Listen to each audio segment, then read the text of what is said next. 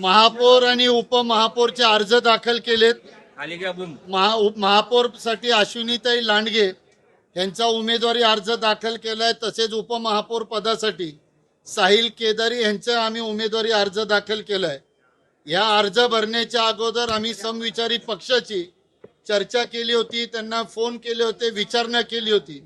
पण आम्ही निवडणुकीच्या अगोदर पण जे सांगितलं होतं ते आज परत एकदा सिद्ध होतंय की घड्याळाला मत म्हणजेच भाजपला मत।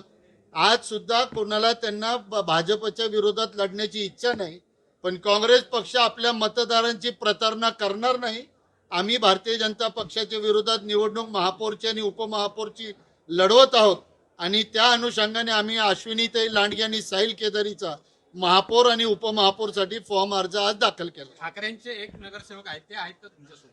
आम्ही सर्वांना फोन केले होते, सर्वांची वाट बघितल्यानंतर आज आम्ही आमचे अर्ज दाखल केले।